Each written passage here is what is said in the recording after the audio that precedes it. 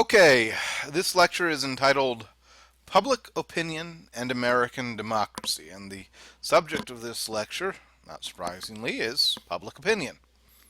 As we have learned earlier this semester, the United States is what is called a representative democracy, meaning that while American citizens collectively do not make important political decisions, they do choose the representatives who make those decisions for them. As nearly any politician can tell you, therefore, what the public might happen to think about any given issue becomes a major factor in what decisions their representatives in government actually make. And consequently, understanding and cultivating public opinion is one of the most important skills that any politician can possess. With that in mind, I think we need to start this discussion with a very basic question. That is, what is public opinion? Well, according to your textbook, the definition of public opinion is the aggregate of individual attitudes or beliefs shared by some portion of the adult population. Again, that is the aggregate of individual attitudes or beliefs shared by some portion of the adult population, which in plain English basically means that public opinion is a belief or attitude shared by a substantial number of the American voting public, or if we were talking about public opinion over in Britain, it would be the British voting public. What happens then when a belief or attitude is shared by a large majority of the voting public? Well, when that happens, a consensus is said to have emerged.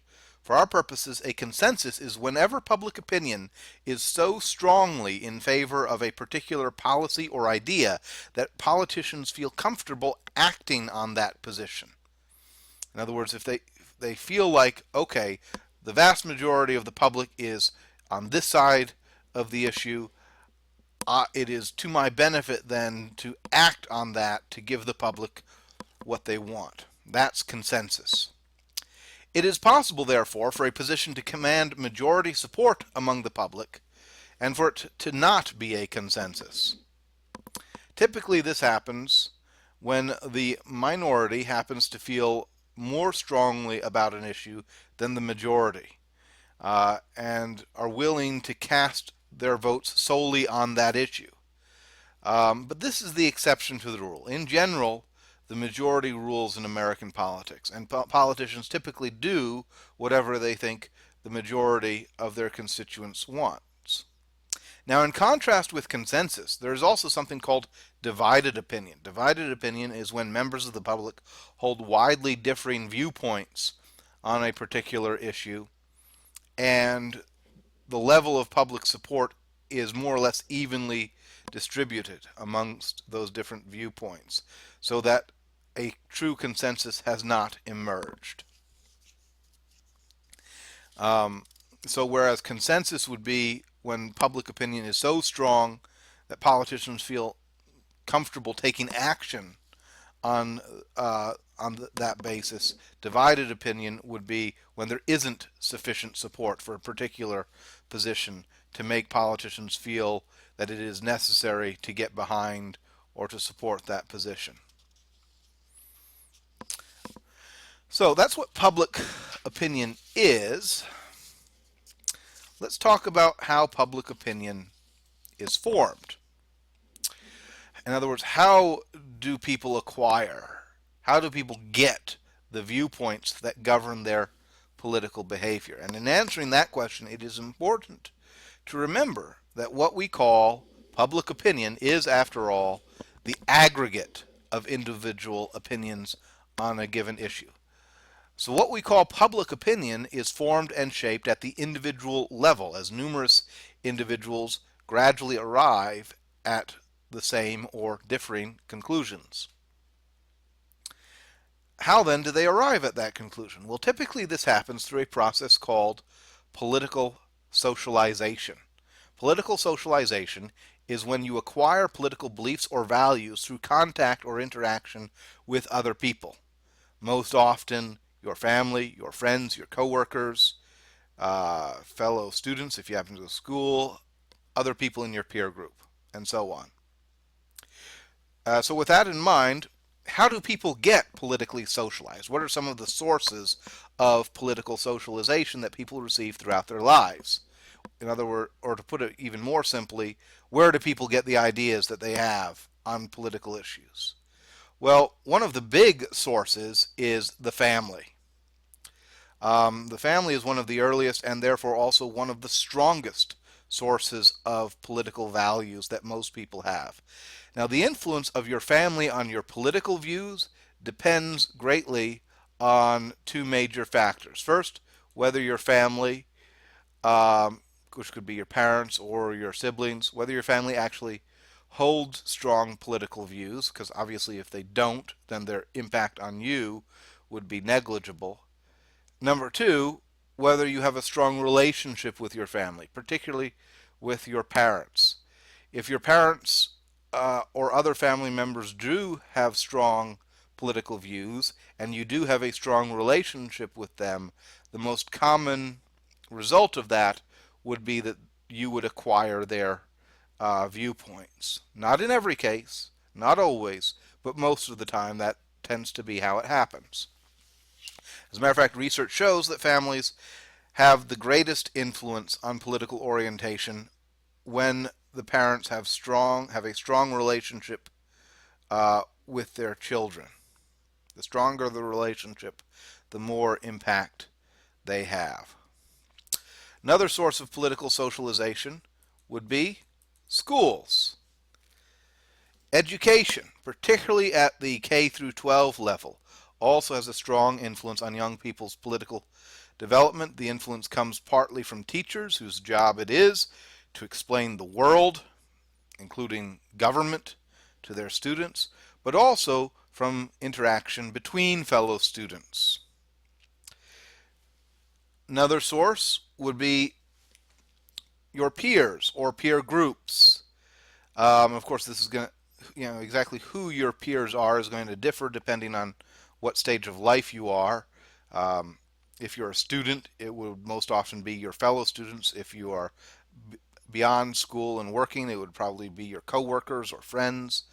But the people you interact with on a day-to-day basis who are not your family, who are not your parents or siblings or wife or children, those would be your peers, people who are at more or less the same social and economic level as you and whom you have regular contact with. And then lastly, opinion leaders. Opinion leaders. Uh, Opinion leaders are basically anybody whose job or profession involves the task of swaying people's opinions or changing their behavior. This could include anybody from your school principal to a local minister to a political pundit on television or a radio talk show host. Many so-called opinion leaders work for the news media.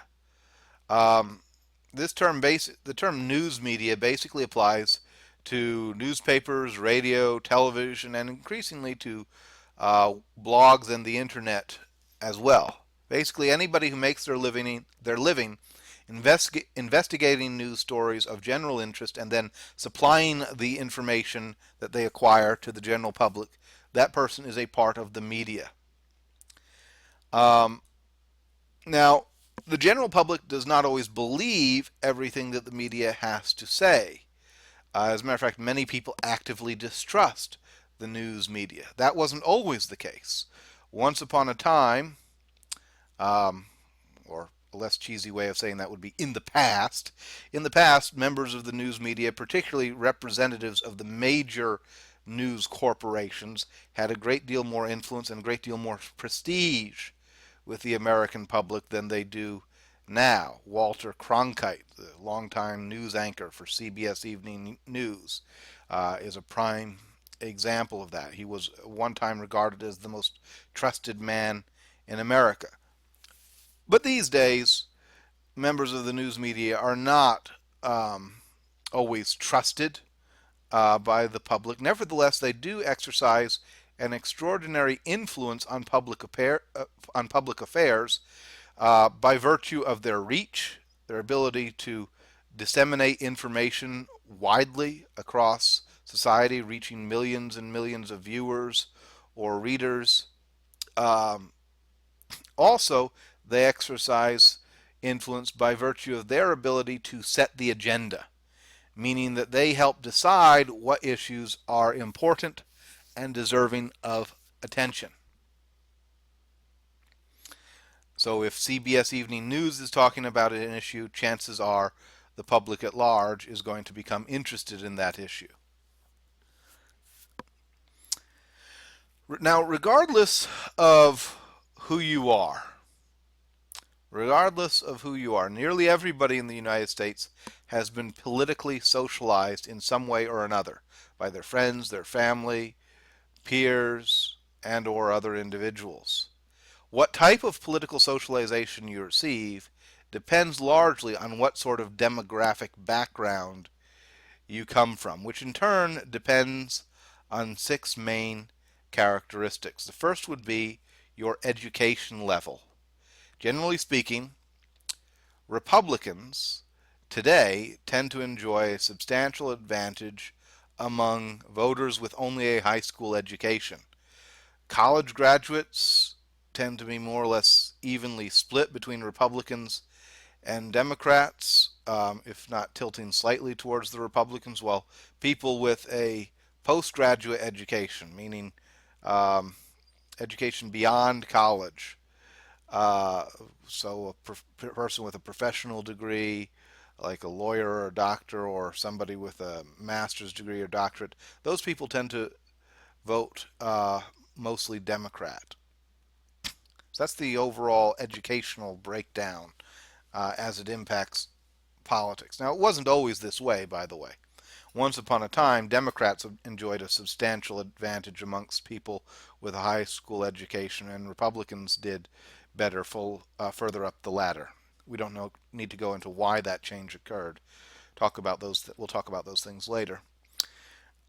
Income level is another demographic factor that impacts political beliefs and behavior.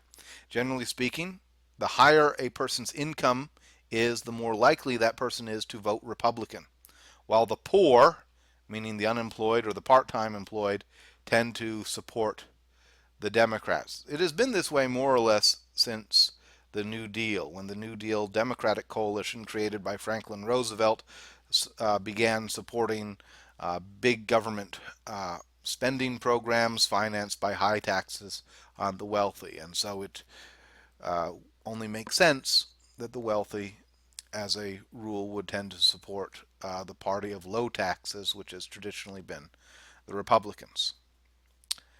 Um, the middle class tends to be a swing group, sometimes supporting the Republicans, sometimes supporting the Democrats. Lower income people tend to support the Democrats.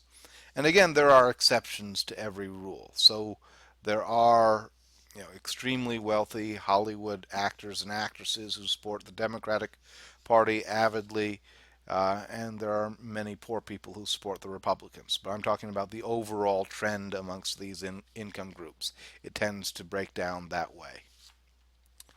Um, Religion is another demographic factor that influences political beliefs or behavior. Some religious groups are more likely to vote for one party than the other. Jews, for example, have traditionally been strong supporters of the Democratic Party. Mormons have usually been strong supporters of the Republican Party. And again, I don't want to give the uh, I don't want to give the impression that there is nobody who goes the other way amongst these groups. Harry Reid, Senate Majority Leader at present, uh, very much liberal Democrat and also a Mormon. Uh, on the other end of the spectrum, somebody like William Safire, a longtime columnist and political commentator, a Jew, and very much a Republican. So there are people who go the other direction amongst all of these groups. Protestants tend to vote slightly more Republican than not. Um, Catholics used to vote strongly Democratic, particularly about a generation ago, but today they're more or less evenly split. The big difference, the big religious division amongst Americans, however, is not between different religious groups. It is between religious and non-religious people. In general, the more often you attend church, the more closely you identify with a congregation or a synagogue or some specific religious group, the more conservative you tend to be in your overall social and moral attitudes, also uh, often in your political attitudes as well. While the less devout you are, the less connected to religion you are, the more liberal you tend to be. Um, and again, I don't want to give the impression like this is a hard and fast rule. Certainly, there are many atheists or agnostics who support the Republican Party, and there are many people of faith who support the Democrats. I'm talking about what the overall trend appears to be. Race and ethnicity also affect political affiliation. For example, African Americans, although culturally conservative on issues like abortion or gay marriage, are very economically liberal and therefore have voted strongly Democrat pretty much ever since Franklin Roosevelt's New Deal came of age in the 1930s. White Americans, by contrast, lean slightly Republican, while some white subgroups like Italian Americans or Scotch Irish do so more strongly than others. Most Hispanic Americans vote Democrat. Today, that tends to be largely because of the immigration issue. The Republican Party is fairly or unfairly perceived as being more anti-immigrant. Um, but Cuban Americans are strongly Republican. So there are some groups within the Hispanic community who cut the other way, who go the other way on that.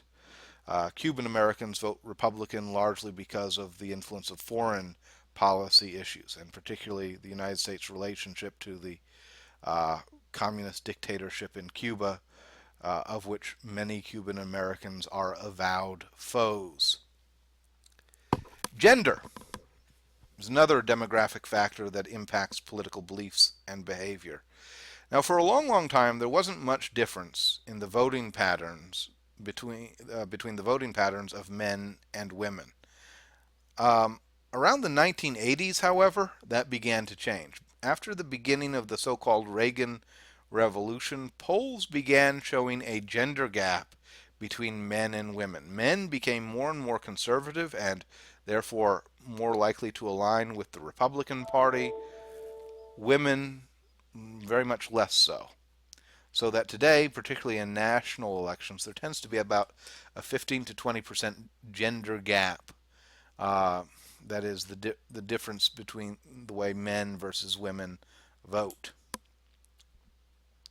The last demographic factor that influences voting is geography. We've long known that certain geographical regions tend to skew more closely to one party than the other. For example, today the South, as well as the Great Plains, are the geographic bulwarks of the Republican Party, while the Northeast, states like Massachusetts, Maine, Vermont, New Hampshire, New York, Pennsylvania, they vote heavily Democrat, as well as the West Coast, California, Oregon, Washington, and so on. It wasn't always that way. Before about 1950, for example, the South was solidly Democratic, while the Northeast actually leaned Republican. But over time, these two regions have drifted into the other party's political column, so to speak. Okay, so now we have a pretty good idea of what public opinion is, and we have a pretty good idea of how public opinion is formed. Let's talk about how public opinion is measured. Now, aside from actual elections, which are probably the most definitive way of measuring public opinion, the traditional ways by which politicians and the news media measure public opinion is by taking public surveys or polls to determine the public's attitude on any given issue. The practice of polling began really in the early 1800s when various newspapers and magazines began publishing the results of surveys taken by their readership. These surveys were, of course, scientifically inaccurate because they only surveyed those who were subscribers to that particular publication. In the 1930s, however, various polling firms emerged, such as Gallup and Roper, that began to scientifically poll public attitudes to predict the results of elections, as well as to do market research for corporations. So they'd figure out, what were the three main features, for example, the three main features in a car that most car buyers wanted to see.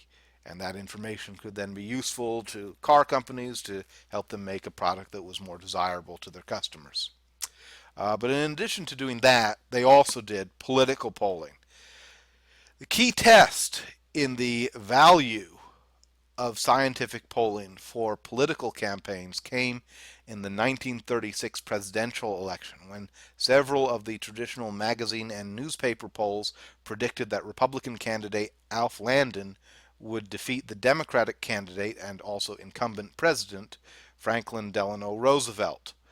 But the new scientific polling firms, again mainly Gallup and Roper, predicted that Franklin Roosevelt would win in a landslide, which he did, thereby validating this new scientific polling methods. The basic methodology of scientific polling is to take a small random cross-section of the voting public. Randomness is the key factor here. Typically, most polls involve no more than 2,000 respondents, although a few are larger. The principle of randomness, as I said, is very important. If the respondents are selected at random, then theoretically the results should roughly align with the viewpoints of the population being surveyed. In addition to that, some polls adjust their survey samples to more closely align with the demographic characteristics of the population being surveyed.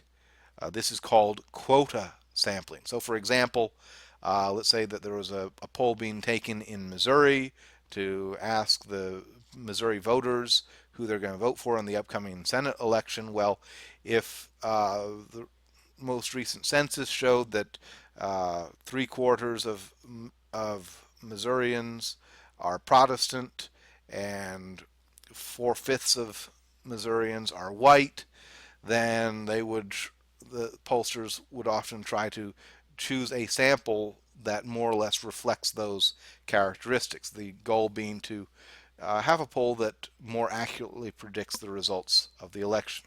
So that's quota sampling. Today, nearly every political scientist agrees that polling is a generally accurate way of measuring public opinion. There are certain well-documented problems with polling, however. Four in particular you need to be aware of. These are things that can, in one way or another, throw the results of a poll off. One would be when people refuse to be polled. Oftentimes, some respondents just don't feel like taking the time to sit on the phone and answer some stranger who wants to ask them questions about their beliefs and their values and how they plan to vote in the next election and so on. So if they refuse to respond, and if there are more people from one political viewpoint than another who refuse to respond, that can skew the results. That can throw off the results of the poll.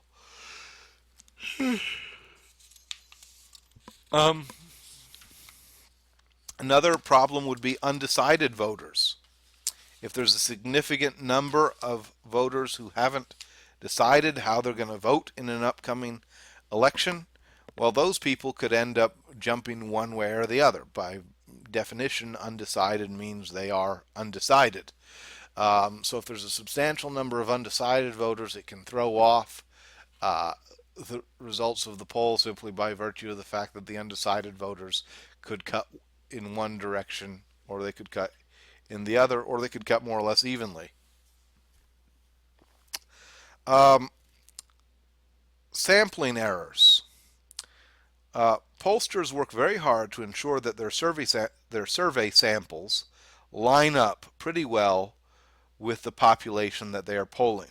They don't always get it right, but they try very hard to do so.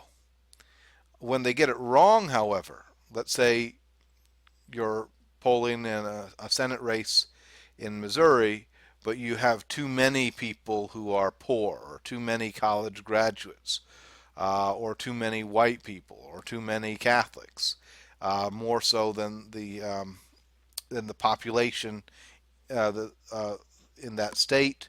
That can throw off the results of your survey. And it's very easy for pollsters to make mistakes of this nature because they've got to account for so many different factors. And then the last problem with polling would be poll questions. Depending on how a poll is asked, how a poll question is asked, depending on the phrasing of the question, the results can vary tremendously. Some questions are very difficult to boil down into simple yes or no propositions. For example, uh, if we were having this class last year, back when the whole crisis, the civil war in Syria was heating up, and I asked you, do you support military intervention in Syria? Probably most people at that time would have said no, but do you support using military force in Syria to protect refugees? That might that question might elicit a more sympathetic response. So depending on how you phrase the question, you can almost make the polls say whatever you want them to say.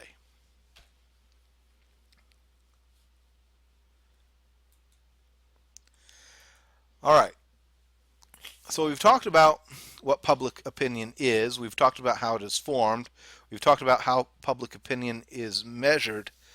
Now I want to focus on something a little bit more specific and precise, and that is the role of media in shaping public opinion. Um,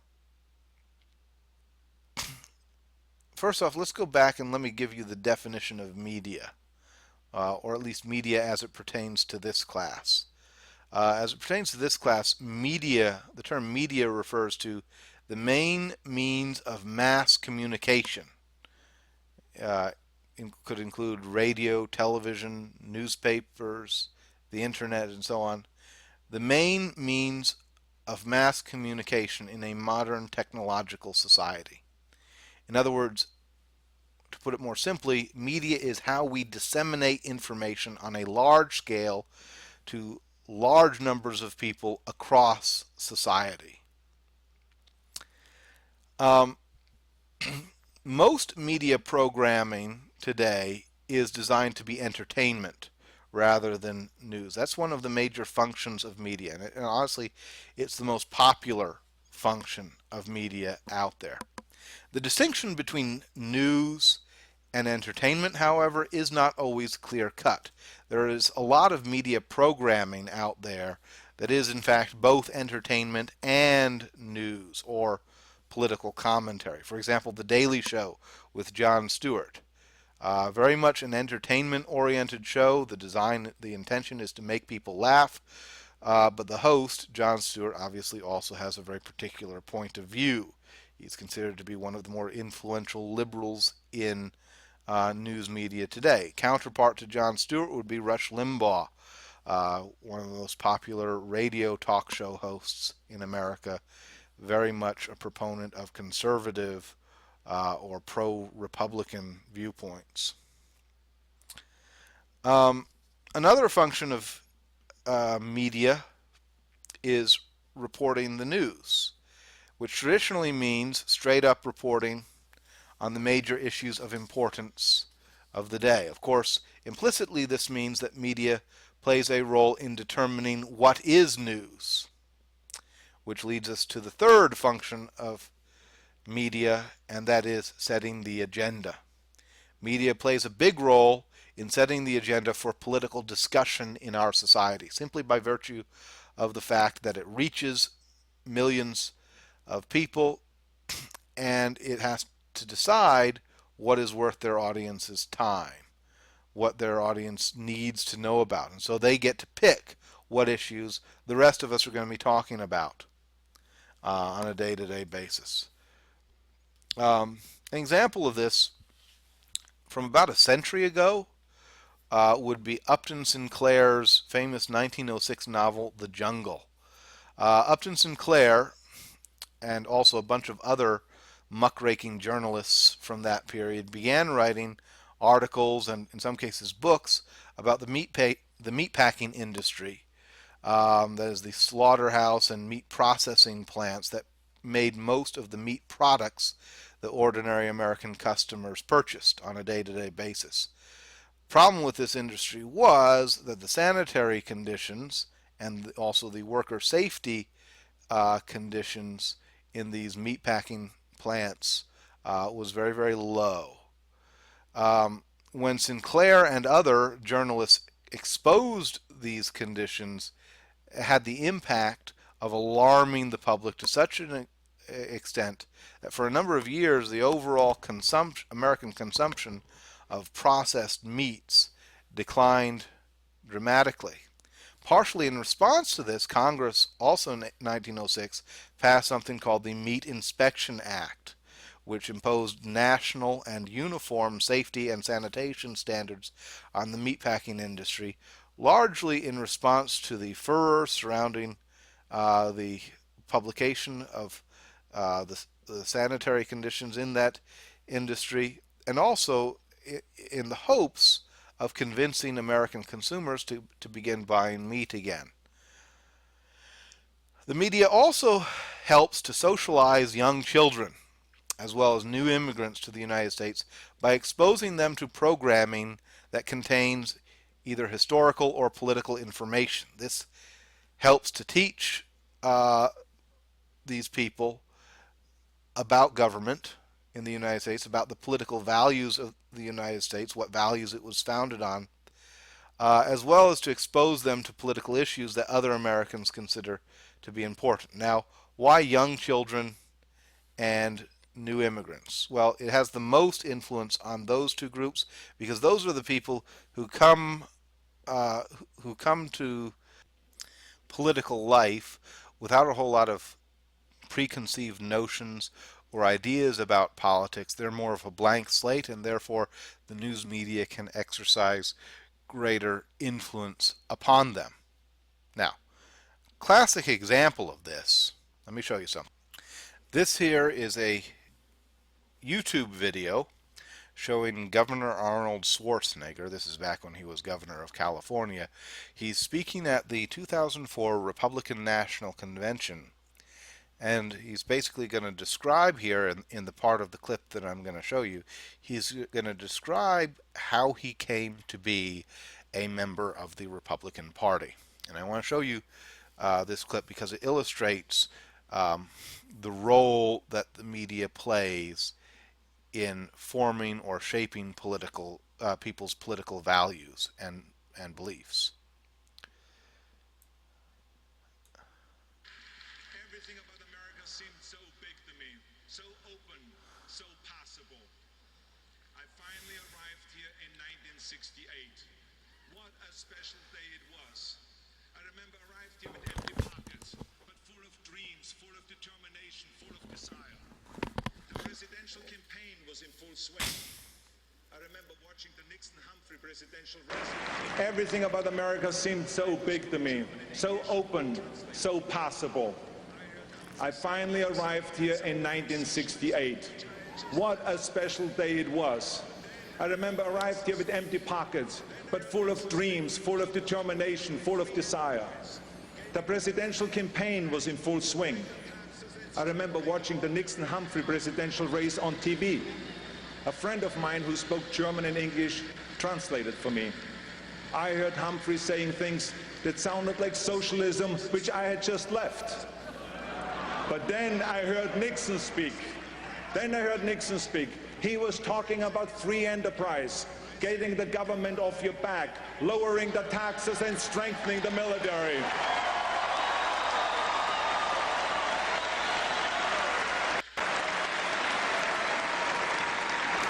Okay, Listening to Nixon speak I show you that clip for two sounded more reasons. like a breath of Number fresh one, air. because I said to my friend, I said, Arnold what party is he? Schwarzenegger's accent is My friend said he's a absolutely Republican. fantastic. I said, then One I of the most am a memorable Republican. accents in American movies. But the other reason, the more serious reason, is that it illustrates this role that the media plays in politically socializing, particularly people who come to the political arena without preconceived notions or information about American politics and government. Schwarzenegger is talking about a time when he was a new immigrant to the United States. He didn't know anything about American history or American government. He didn't know anything about the Republican or the Democratic parties, and yet he developed a firm and, as it turns out, lasting attachment to the Republican Party, largely by virtue of viewing this one media event that was put on, the 1968 presidential debate between Nixon and Humphrey. And because in that format Nixon's ideas appeared to be more compelling and resonated more strongly with him, he became a Republican and pretty much remained a Republican for the remainder of his life. So obviously, media can play a powerfully influential role in shaping people's political viewpoints, their attitudes, and their behavior. All right, back to the slides.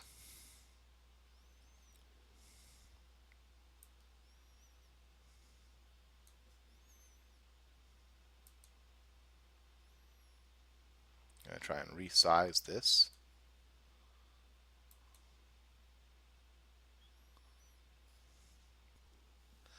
All right, there we go. The last major function of media is to provide a forum. Provides a forum in which to discuss the major political issues of the day. It does so both by reporting on politics, reporting on what different political candidates or different political parties say in their national conventions, in televised debates, in just evening newscasts.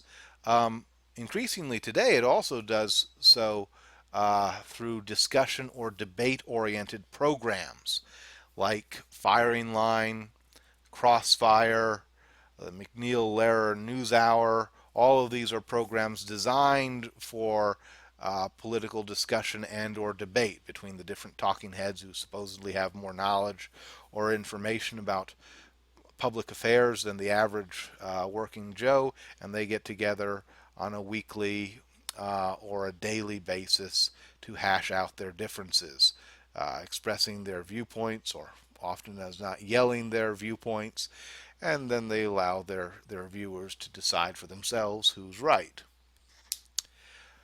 So those are the five major functions of media. Entertainment, news, setting the agenda, political socialization, and providing a forum. Before we move on from media and the role of media in shaping public opinion, I also need to say a couple of words about the different types of news media. There are basically three types of news media that you need to be aware of. One is newspapers and television, or what we sometimes call old media. Newspapers and television, for a long, long time in American history, newspapers and television were the primary means, indeed almost the sole means, by which news and politically oriented programming were delivered to the public. Particularly from about the time that television became popular, network television, which really took hold in the United States around the 1950s, up through really about the 1990s. These two forms of media, newspapers and television, uh, were were number one and number two by far, and kind of differed from time to time as to which one was number one and which one was number two. But these were by far the most popular means by which news and politically oriented information got to the public. Um, Obviously, newspapers go way back, much further than even television. We've had newspapers in this country since the colonial period, even before the American Revolution. TV coverage of the news used to be a lot more limited than it is today.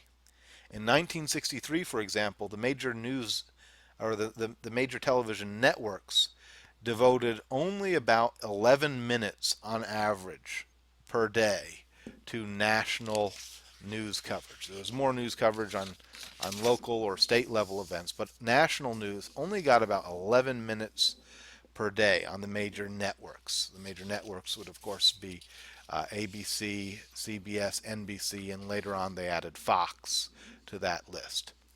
What changed that was the advent of cable TV, and especially the emergence of full-time cable news networks, the first of which was CNN, that was founded way back in 1980. Since that time, both the amount of news coverage and the variety of news-oriented programs on the airwaves has expanded dramatically. Aside from newspapers and television, or what we sometimes call old media, there's also radio. Now, radio is also old, but I don't group it with the other forms of old media because, in terms of its impact on the dissemination of news and politically oriented information, it's much more recent. Uh, for a long time, radio did not play a huge role in disseminating information about public affairs or political affairs, largely because of something called the Fairness Doctrine. The Fairness Doctrine was a regulation created by the Federal Communications Commission, which is the regulatory body that governs radio. Fairness Doctrine was imposed on radio in 1949, and it required that radio broadcasters provide contrasting viewpoints in any politically oriented programming that they broadcast.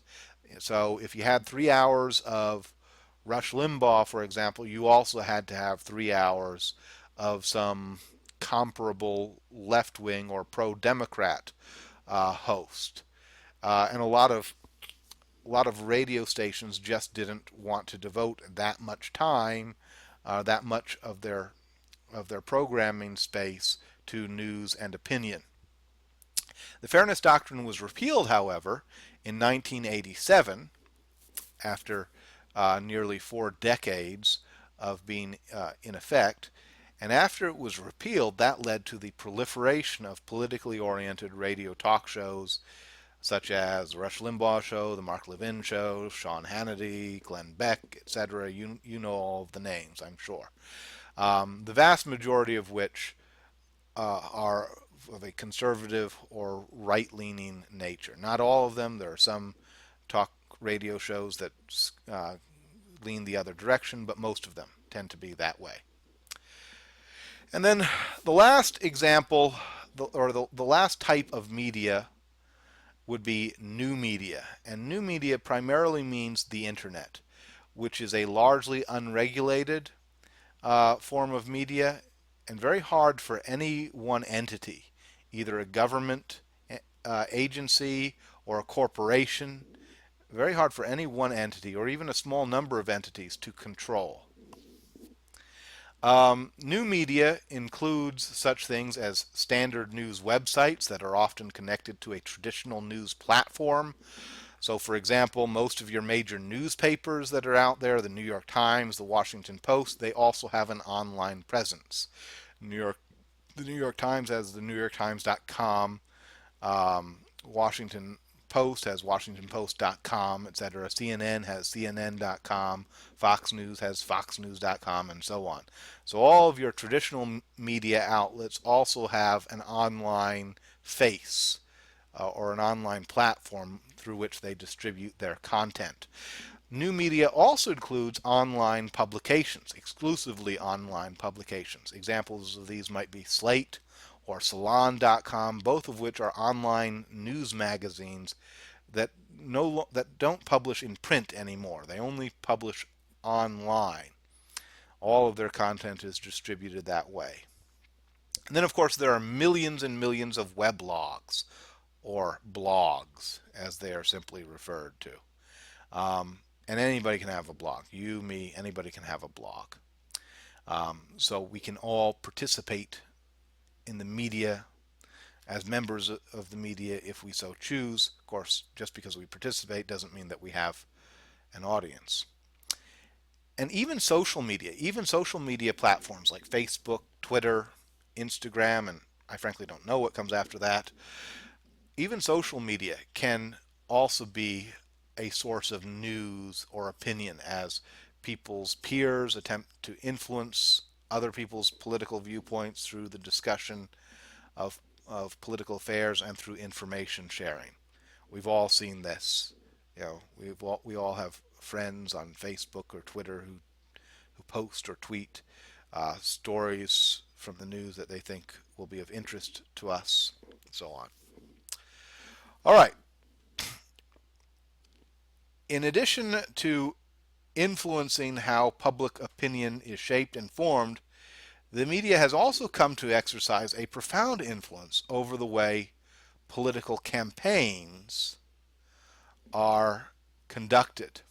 One obvious example of this is the nearly ubiquitous presence of political advertising during during election season.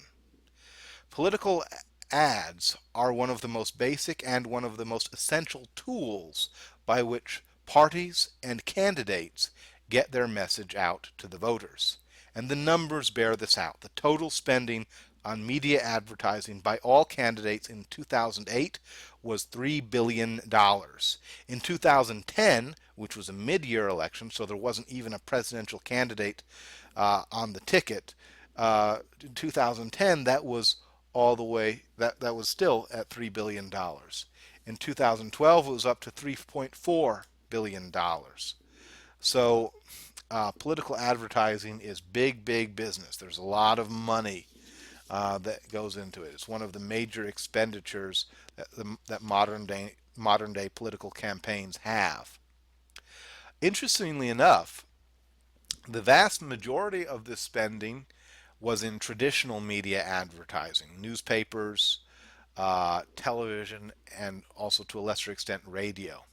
Only about 6% of all advertising spending has gone to internet ads as of the last election season. Only about 6% has been spent on the internet. This is both because internet advertising is a lot cheaper, also because because it's relatively new, the impact of internet-based advertising is harder to gauge. So campaigns haven't totally made up their mind when it comes to to how to appropriate funds for internet-based advertising. Uh, two basic purposes. There are two basic purposes of campaign advertising. One is to promote your own candidate, to tell the voters what your candidate is like, what issues he cares about, what his positions on those issues are, and what he will do for them, what he's going to do for the voters if he gets elected. So that's the first purpose of campaign advertising. Tell the voters why they need to support your candidate. The other purpose is to attack the other guy, to explain why the other party's candidate is unqualified, dangerous, why the other candidate should not hold public office, why the voters should reject the other candidate. Um, and increasingly, a big chunk, probably even the majority of campaign advertising that is purchased in modern day politics is spent on negative campaign advertising as opposed to positive campaign advertising, which would be promoting your own candidate. So let me give you an example of this. I'm about to show you a video clip from YouTube. This is a political advertisement run by the Lyndon Johnson for President campaign in 1964. In this election year, the incumbent president, Lyndon B. Johnson, was campaigning against Arizona Senator Barry Goldwater, who was the Republican candidate for president. Throughout the campaign, Johnson and his political operatives tried to depict Goldwater as a dangerous radical, especially on his foreign policy views, which were staunchly anti-communist and also anti-Soviet. Johnson made the argument that if given the presidency, Goldwater would likely get the United States involved in a dangerous and potentially disastrous military confrontation with the Soviet Union. And this is the message that he is attempting to convey with this advertisement, which I'll play for you now.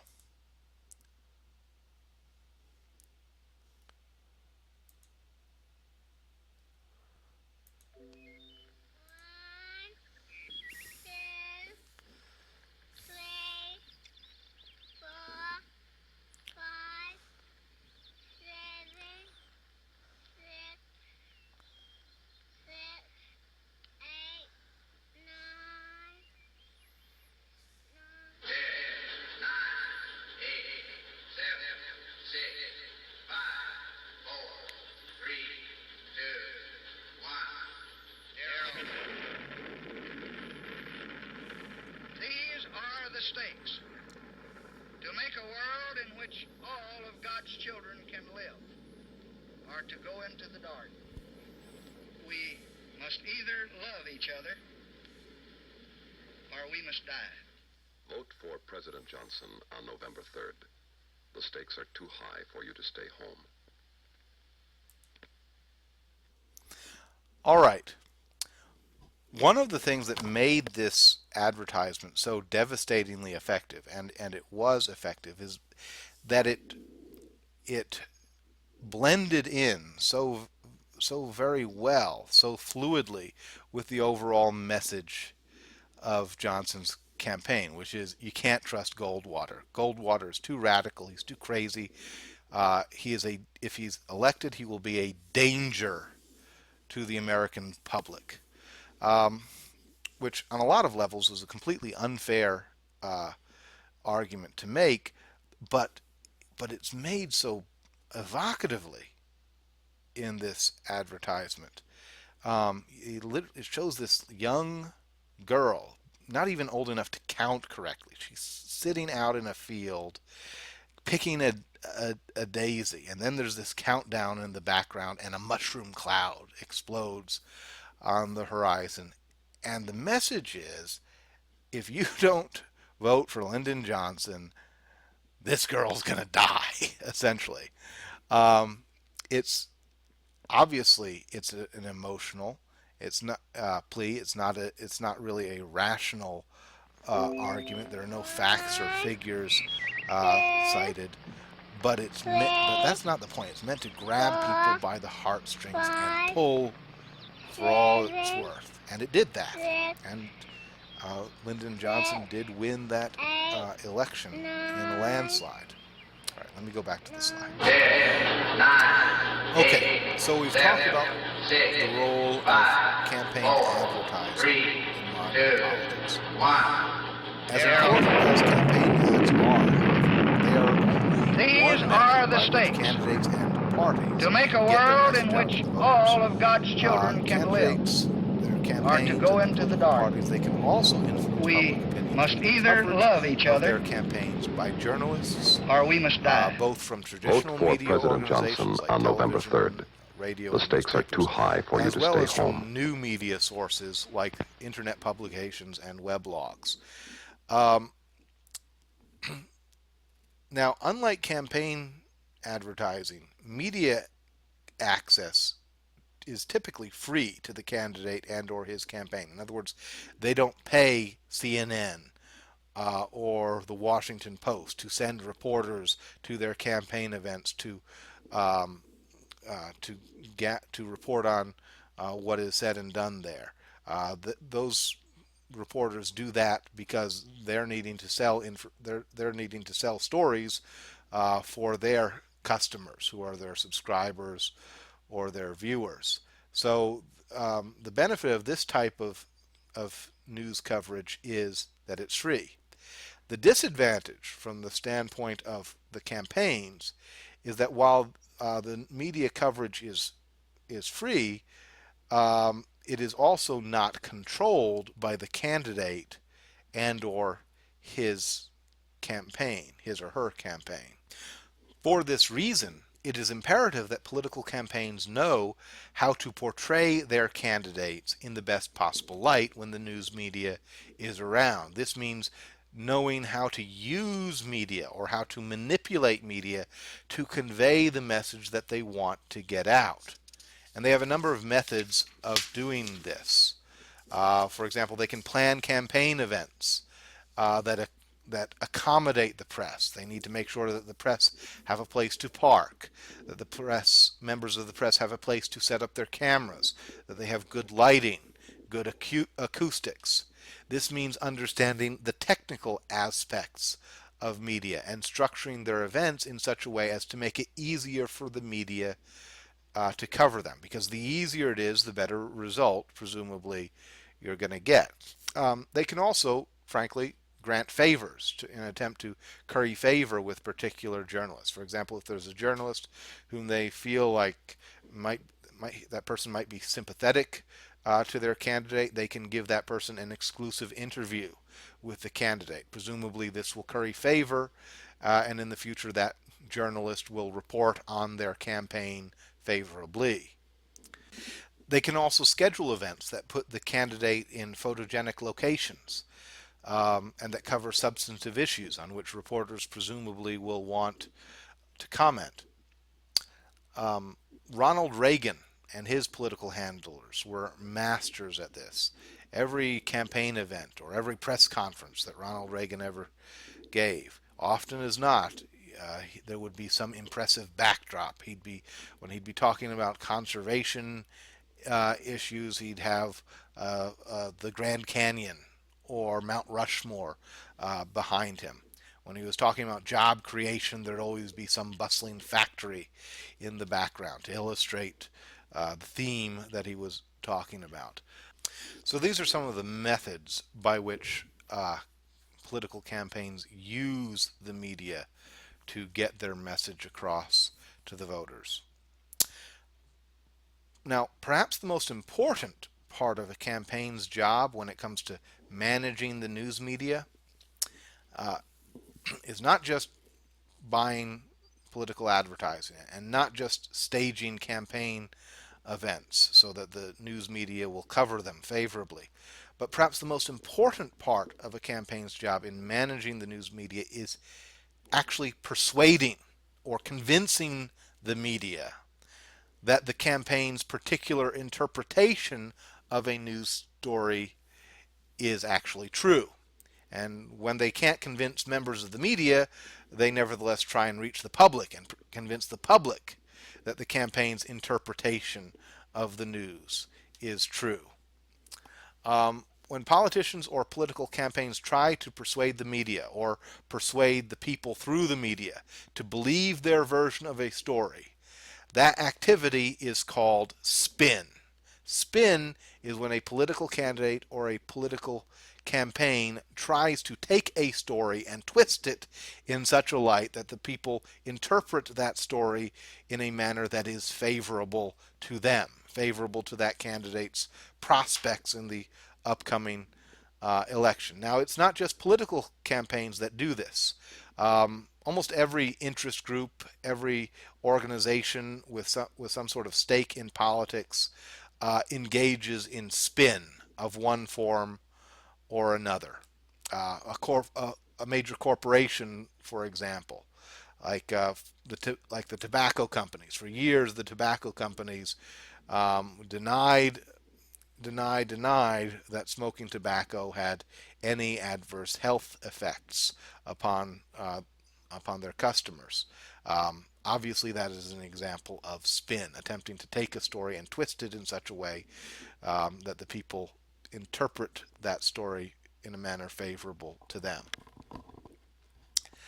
Um, as the internet has become an ever more ubiquitous presence in American life, it has also become um, ever more influential in electoral politics. Candidates and parties make use of the internet in two major ways.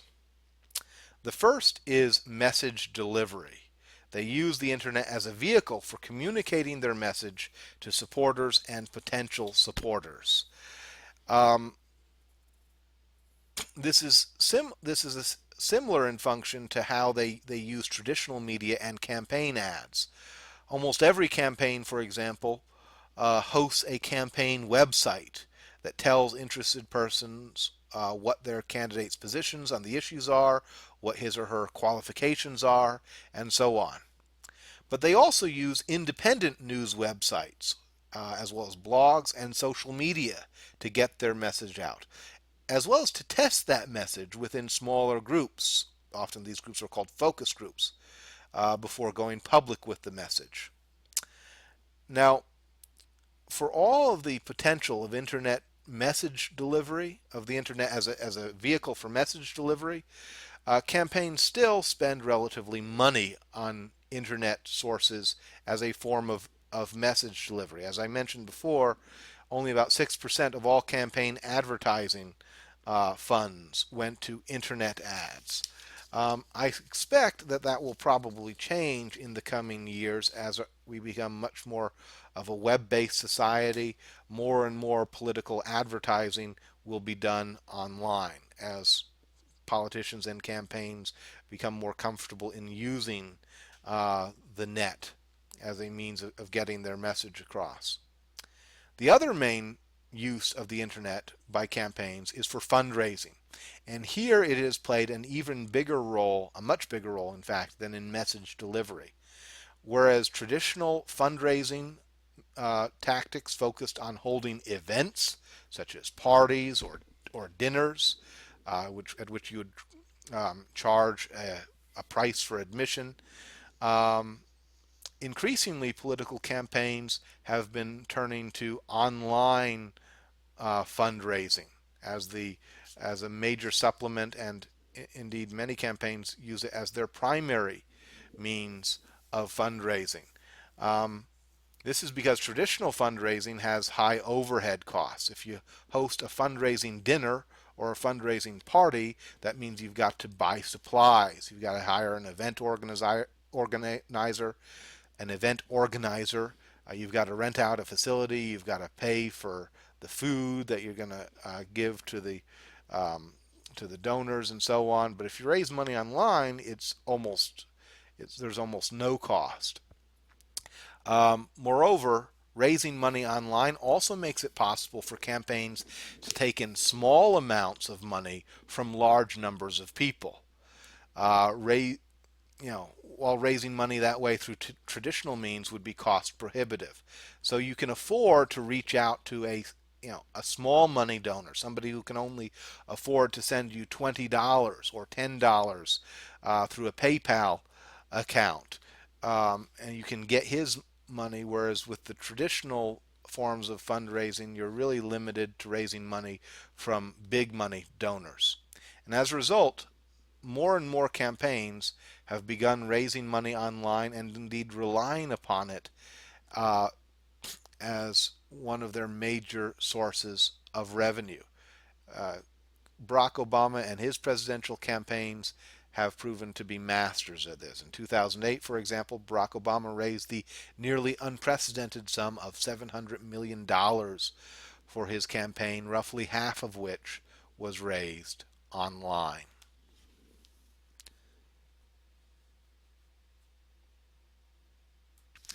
Okay, so that's it for um, public opinion in American democracy. Thank you for listening, and hope to see you all next week. Bye bye.